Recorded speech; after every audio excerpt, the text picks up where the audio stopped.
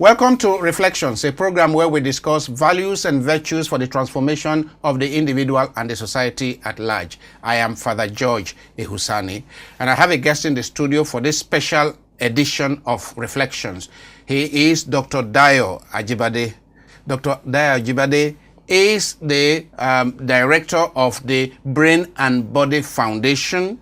He is a wellness expert, a medical doctor that has spent many years in researching into wellness, holistic health care, how to not only prevent disease, but how to build strength so that the body will have the capacity to fight diseases and stay healthy for many years.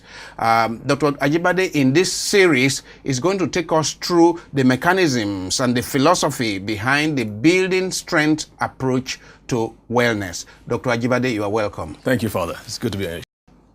The first step or the first session of this wellness approach, this series of reflections on the building strength approach to wellness. Tell us, what is the first session you are going to deal with? We're going to start with the philosophy behind the approach. Okay.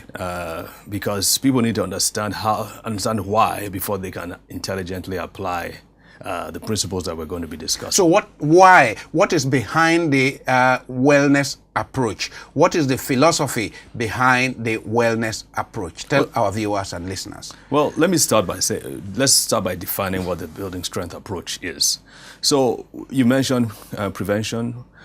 We've also talked about treatment. I mean, these are the standard approaches to health right now, treatment and prevention. Okay. We want to introduce what I consider is a very important approach, especially for those of us living in so-called third world or developing countries, because we don't have all the access to what the developed countries have. But even more than that, I think this also applies in developed countries as well, because everybody needs to understand how to take care of their health. And basically, the building strength approach is simply this. It's a means by which you can improve your health, or really any part of your life, by applying the principles that govern, the basic principles that govern the proper functioning or health of that area, either of your brain, either of your digestive system, your endocrine system. It doesn't really matter. There are principles that apply to one and principles that apply to all, but we have to understand those principles. So if we understand the principles that govern our well-being, yes, our overall well-being and the functionings of our brain, our endocrine system, if we understand the principles, perhaps we will be better equipped to take care of our health, right? Absolutely, absolutely. Okay. Because the body naturally tends towards correction, repair, healing. But it does that, as a younger person, it does that well. But as you grow older, that tendency, that ability tends to wane. And so we need to be able to understand, okay, what do we need to do to keep above the average? And I like to use this diagram, if I may. Thank you for providing this board, Father. So let's look at a timeline, for instance. At the very end, you have the person, the lower end, you have a person who is bedridden, who is about to die, a very, very sick person. Sick person. Let's say dying from cancer, stage 4 cancer. Now you have the person who is in tip-top shape, physically fit, let's say Arnold Schwarzenegger at his prime. Right now, he's no longer there. Why are you not using me? I mean, top shape, like George. You look like top shape, Father, but sure. You still have a little bit of a bulge. So that kind of. Oh no, I'm going to deal with you very quickly. Yes. Okay. Yes. Okay. Let's put Father George there. Yes. Let's put Father George. All right. Top shape. There you go. So at the middle, you have the average person. All right. So what has really concerned me over the years, Father, is to say, well, how can we improve the average person? How can we strengthen him so that he tends towards being fit like Father? But as I studied this thing, because I'm a medical doctor, I realized too that this person too can be improved. Oh, okay. Even the very sick person who is in bed can be improved to be top shape, like I am top shape.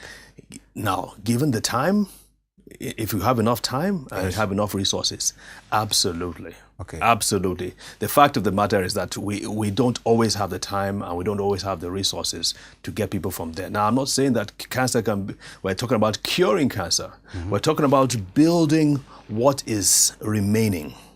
And here's the thing, it doesn't matter how sick you are, it doesn't matter whether you have a mental condition or disease condition like cancer, there's always something that remains. So with what remains, you can bring healing about. You can engage your body's healing potential to rise back. And this may sound like a little controversial, but it's an absolute fact because it has happened over and over and over again. With many people, of course. With many people. Now we hear about spontaneous healing. You can't control that. But I believe that there are certain things that can be controlled, given the right support, given the right resources. But think about this.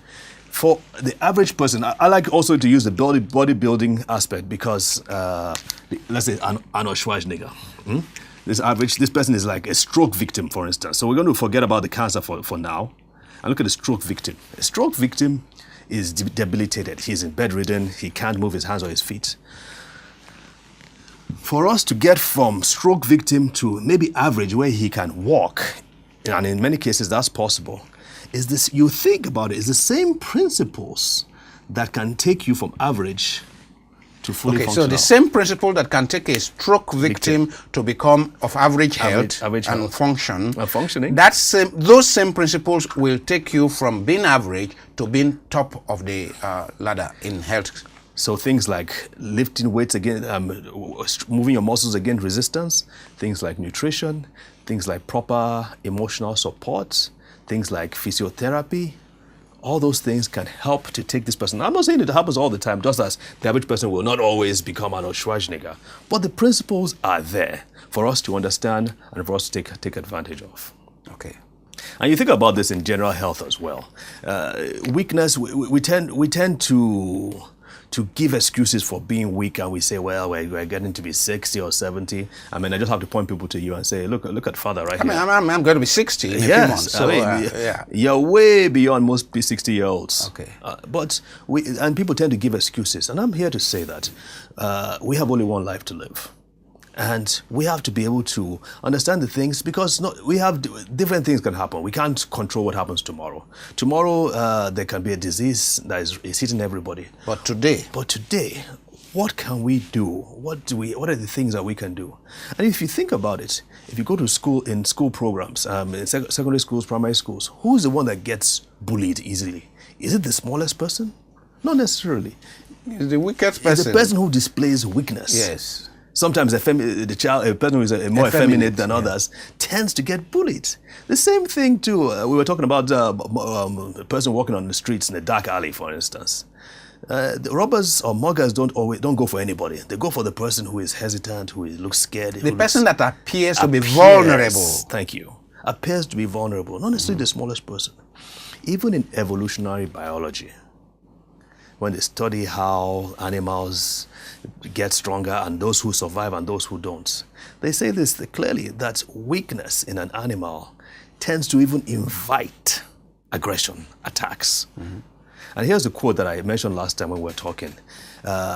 Make men large and strong, and tyranny will bankrupt itself trying to build up shackles to hold the men. Make men large and strong. Then tyranny will bankrupt itself. In making shackles. Why?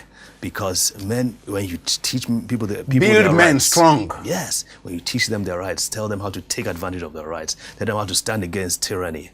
You see, and we've seen this in history. Tyranny will become bankrupt. We saw it with Gandhi. We saw it with Martin Luther King. We've seen this thing over Nelson and over. Mandela. Nelson Mandela. They eventually will give up if you make a man large and strong. Well, in the same way, we can apply that to the human body.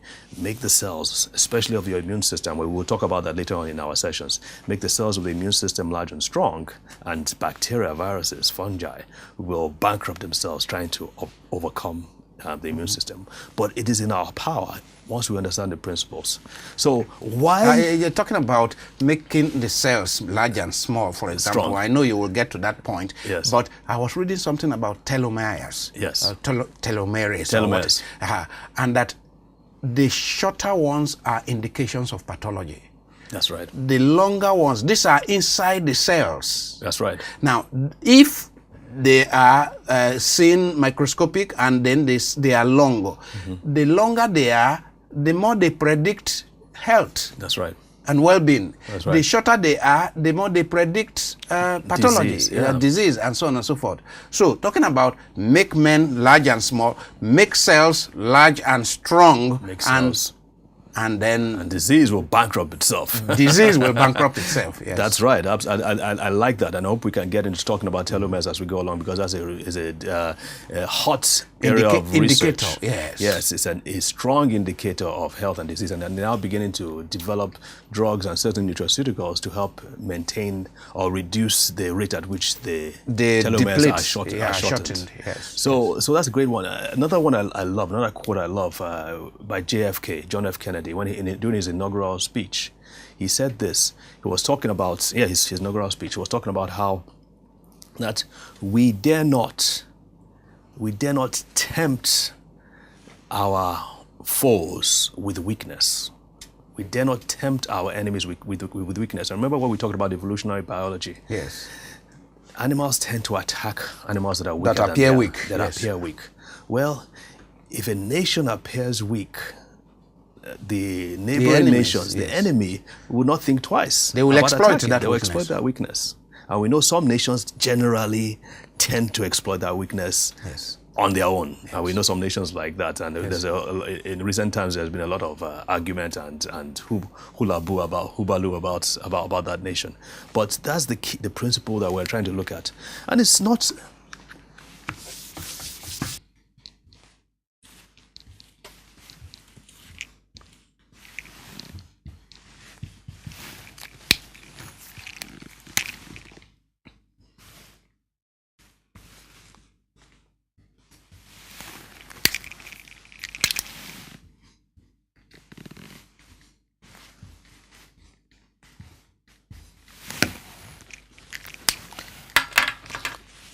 So, Father, it's not just a nice idea, let's just be strong and let's not be weak.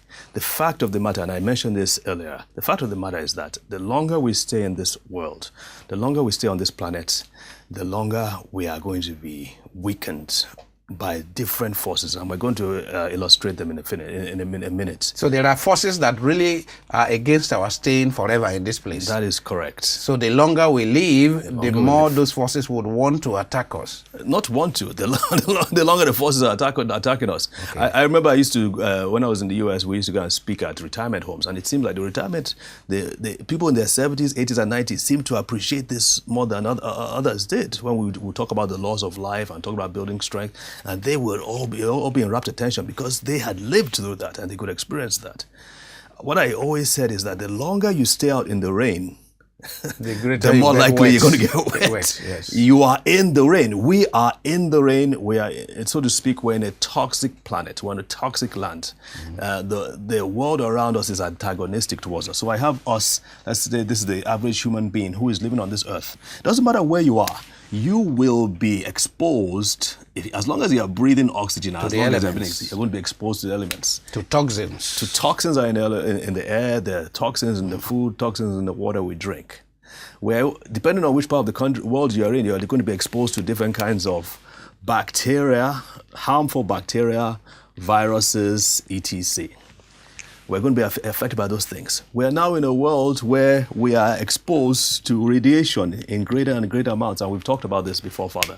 Everything from your cell phones to your microwaves to what else? Yeah, cell phones, microwaves, your computers, laptops, they all emit various degrees of radiation. And these things have been proven to damage your DNA. Now, there's still some argument here and there about, well, it doesn't cause this cancer and that. So there's still an argument about brain cancer. That's is yet to be seen because we have to wait for about 20, 30 years. We hope that this thing does not cause brain cancer, but it's still up in the air. The jury is still out on that. However, it is clear, there's no argument about the fact that putting cell phones in the pocket, if you are a man, will reduce your sperm counts. It will affect your sperm development And it may do more harm than just reduce sperm count. It may do more harm than that. So we want to be careful about these things. Anyway, the point is this. We are being exposed on a day-to-day basis, and our bodies are constantly trying to recover because these things are causing damage. They're causing damage. There's no question about this. These things are causing damage. Now, our bodies are depleting their resources, trying to repair, recover, regenerate themselves, the cells. And I was told, for example, that radiation from X-rays, for example, yes, they are part of what depletes some of the cells responsible for, let's say, the dark hair. So people who have gone through several, what do you call it, several X-rays, that somehow they lose the capacity for their hair to become black. I mean, they just lose that. Meaning exposure to the elements are not just natural elements, but to things like radiation through X-rays, and even as we pass through airport and are X-rayed. Yes. It's part of the attacks. Part of the attacks. And now with what we're talking about, with the ozone layer being depleted, protecting us from the sun's rays, we're now beginning to see some of these things beginning to happen. But there's another factor that I didn't mention here, and that's genetics. In other words, our genetic makeup, our genes. Have you remember? I don't know if you've ever noticed, children when they are younger, people say they tend to look like their mother. But when they get older, they look like their father. They begin to look like their father. It's a question of genes that are expressed at different times in their lives. And this is a very interesting field, very, very interesting field. But why do I mention that? In health, we know that some genes that are for harmful things like cancer, diabetes, hypertension, tend to be closed off in the younger years. In the earlier years. And when people get to 35, 40, maybe as a result of stress, maybe as a result of, bad diet or lifestyle, those genes just suddenly become expressed. We don't know. How many people know what their genetic profile is? Maybe in the US, they are looking at some of these things. Remember the Google founders, one of them has a potential to have Parkinson's. His mother has Parkinson's, so he did a genetic profile. He has potential to have Parkinson's. It's seen clearly in his genes. So he's trying to do things about it to prevent it when he gets to be his mother's age, for instance. In the third world country, developing countries, many of us don't know. We don't have access to those kind of tests. So we can only look to one thing. Build strength. That is correct, Father. Build strength. Let us understand the principles that affect health as a whole. And then, of course, if you feel that your mother has hypertension, your father has heart disease, or somebody died from cancer, then you need to pay a special attention to those particular areas. So we're talking about building strength in general. Yeah. And then we're talking about building strength specifically. And that's why we talk about things like the laws of life,